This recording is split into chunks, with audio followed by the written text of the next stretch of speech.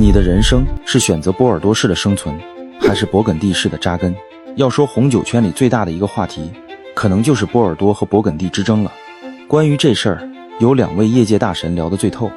在10年前的一场经典的辩论上，休·约翰逊和杰西斯·罗宾逊这俩人加起来快160岁，为这俩产区谁更牛掰扯了小半辈子。但你听完全场，会发现这根本不是酒的事儿，它背后是2种完全不同的人生哲学，2种世界观的碰撞。咱们先得搞明白他俩争的到底是个啥。开场特有意思，俩人都没聊酒，先讲了个故事。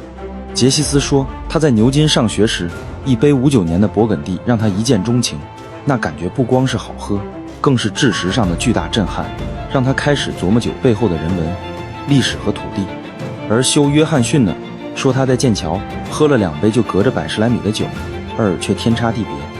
就是那个啊哈一下的瞬间，让他对风土这俩字着了魔，后来才有了那本世界葡萄酒地图集。你看根儿上的分歧这就出来了，一个信的是地块风偶然之美，另一个信的是酒庄体系秩序之美。这感觉就像我扎根红酒8年，又出去跨界折腾了一圈，你总得回到原点，问问自己到底信的是啥。好，我们先来看杰西斯力挺的勃艮第，他的道到底是什么？他认为勃艮第的灵魂在于对风土那种透明的表达。它的历史比波尔多老得多，地理精确到每一小块地都有自己独特的味儿。他就用黑皮诺和霞多丽这2个品种，像个放大镜一样，把土壤、坡向、气候那点细微差别原原本本的给你呈现出来。所以勃艮第的酒农更像个艺术家，指甲缝里都带着泥，坚守传统，不怎么迎合市场。他们拥抱年份的差异，所以你喝勃艮第总有惊喜，当然也免不了有惊吓。这就像咱们所说的非常道，它不给你一个标准答案，它的美恰恰在于它的不确定性和唯一性。每一瓶酒都是特定时空下的一个表达，无法复制。这是一种扎根式的活法，我就是我，这块地就是这块地，不为谁改变。那休·约翰逊这边的波尔多呢，它代表的是另一条完全不同的路。他觉得波尔多的伟大在于他那种调配的建立美学，左岸用赤霞珠，右岸用梅洛，再加点别的品种，取长补短，对冲年份风险。这背后是人的努力和技术，而且波尔多这路子从根上就是生意导向。你想想，早在12世纪，他们最大的金主就是英国人，所以后来那个1855年的分级，甭管现在多少人吐槽他其实就是把几百年的生意经给摆上了台面，给你画出一条明路来，认牌子看价格，心里就有个底。他让酒庄这个人的因素成了一个你能信得过的锚点。这套打法咱们在商业世界里太少见了，他追求的是体系的胜利，是可复制的成功。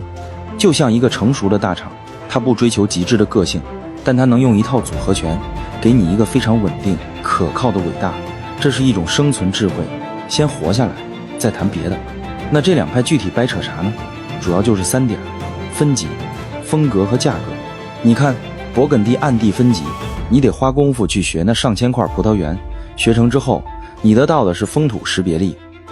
波尔多呢，按酒庄分级，对新手和投资的特友好，你认准牌子就行。这不就是2种职业路径吗？一个是深耕一个细分领域，你这个人就是品牌，你的价值来自于你的不可替代性，这就是勃艮第式的扎根。另一个是你在一个大系统里，靠着平台的品牌和资源往上走，你的价值来自于你调动资源和整合体系的能力，这就是波尔多式的生存。说到最后，这场辩论，勃艮第以55%对44%的微弱优势赢了。这背后反映的是咱们这个时代的趋势，大家越来越追求个性化，追求风土，追求背后的故事。但其实哪有真正的输赢？波尔多更像一首宏大的交响乐，是面的宏伟，而勃艮第呢，更像一首精巧的诗歌，是点的极致。一个像建筑师，用理性的秩序构建伟大，另一个像个农夫，在土地里寻找偶然的神迹。所以别再问哪个更好了，真正的高手会把这2座山峰都爬一遍。先在波尔多的体系里学会生存，再到勃艮第的世界里寻找扎根的灵魂。我是老郭，有时候爱自己喝点，解压放松，想点事儿。如果你也喜欢，记得关注我。